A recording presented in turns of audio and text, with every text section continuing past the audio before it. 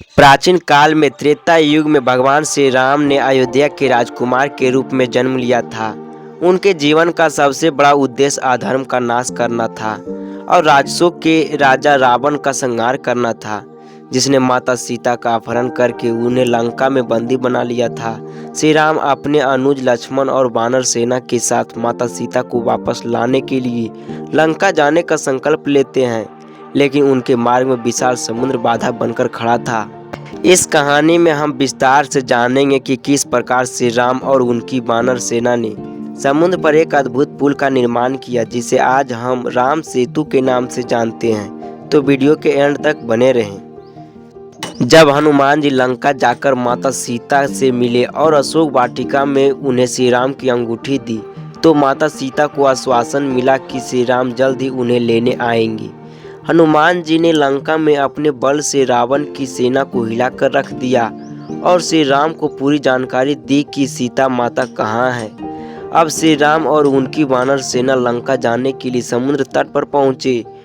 वानर सेना के मुखिया सुग्रीव, अंगद, जामवंत, नल और नील भी वहां उपस्थित थे। लंका जाने का कोई मार्ग नहीं दिख रहा था। समुद्र विशाल और असीमित था, जिसे पार करना असंभव लग रहा था। श्री राम इस समस्या से व्यतीत होकर समुद्र तट पर बैठ गए। उन्होंने सोचा कि यदि समुद्र हमें रास्ता ना दे तो हम लंका कैसे पहुंचेंगे, माता सीता को कैसे बचाएंगे। श्री राम ने समुद्र देवता से प्रार्थना करने का निश्चय किया। उन्होंने 3 दिन और 3 रात तक समुद्र के किनारे तपस्या किए, जल ग्रहण नहीं किया, भूमि पर ही विश्राम किया और समुद्र से प्रार्थना की, हे सागर, मैं तुम्हारे तट पर खड़ा हूँ, कृपया हमें मार्ग दो जिससे हम लंका जा सके और अधर्मी रावण से युद्ध कर सके। लेकिन समुद्र मौन रहा, उसने कोई उत्तर नहीं दिया। 3 दिन बीतने के बाद श्री राम ने अपने धनुष पर बाण चढ़ाया और समुद्र को सुखाने के लिए अग्नि बाण चला दिया। जैसे ही बाण निकला, समुद्र में उथल पुथल मच गई। लहरें क्रोधित होकर उफनाने लगी। समुद्री जीव भयभीत होकर इधर उधर भागने लगे। जलचर विचलित हो गए और समुद्र में भयंकर हलचल मच गई।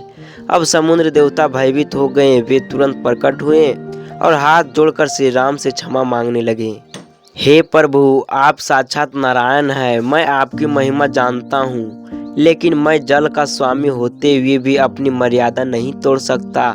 किंतु मैं आपको एक उपाय बताता हूँ। आपके साथ जो वानर योद्धा है, उनमें नल और नील विशेष शक्ति रखते हैं। उनके द्वारा फेंके गए पत्थर पानी में नहीं डूबेंगे।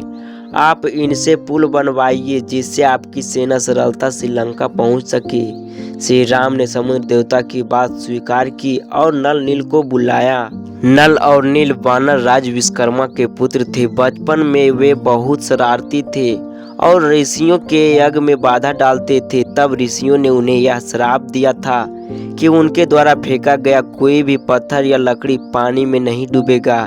यह श्राप अब वरदान बन गया था। नल और नील ने श्री राम को प्रणाम किया और कहा, प्रभु, आप हमें कार्य सौंपिए, हम आपकी सेना के लिए पुल अवश्य बनाएंगे। वानर सेना ने बड़े बड़े पत्थरों को समुद्र में डालना शुरू किया।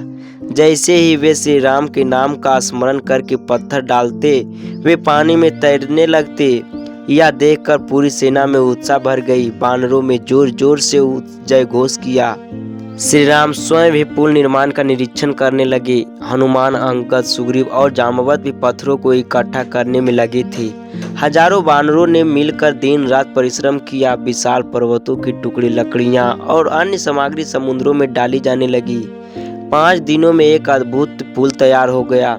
यह पुल लगभग 100 योजन, करीब 1300 किलोमीटर लंबा और 130 किलोमीटर चौड़ा था। जब पुल तैयार हो गया तो सबसे पहले श्री राम, लक्ष्मण और हनुमान जी ने सेतु पर कदम रखा। उनके पीछे पूरी वानर सेना हर्षोल्लास के साथ लंका की ओर बढ़ी। श्री राम के चरणों से वह पुल और भी पवित्र हो गया।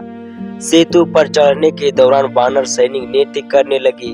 वे आध्यात्मिक आनंदित थे। उन्होंने महसूस किया कि भगवान श्री राम के नेतृत्व में कोई भी कार्य असंभव नहीं है।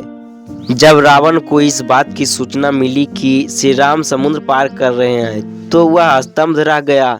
उसने कभी कल्पना भी नहीं की थी कि कोई समुद्र पर पुल बना सकता है। राम सेतु न केवल एक पौराणिक कथा है, बल्कि आज भी इसके अवशेष भारत और श्रीलंका के बीच देखे जा सकते हैं। आधुनिक वैज्ञानिक भी मानते हैं कि समुद्र में एक ऐसा संरचना है जो प्राचीन काल में बनाई गई थी। इसे अब एंडोबंस ब्रिज के नाम से जानते हैं। राम सेतु की कथा हमें यह सिखाती है कि जब मनुष्य में श्रद्धा, साहस और संकल्प होता है तो यह किसी भी असंभव कार्य को संभव बना सकता है। श्री राम और उनकी सेना ने राम सेतु का निर्माण कर समुद्र पर विजय प्राप्त की और लंका जाकर अधर्मी रावण का संहार किया। इस कथा से हमें यह शिक्षा मिलती है कि दृढ़ निश्चय और ईश्वर की भक्ति से हर कठिनाइयां पर विजय प्राप्त की जा सकती है। ऐसे ही वीडियो देखने के लिए हमारे चैनल को सब्सक्राइब करें और बेल आइकन को दबाना ना भूलें।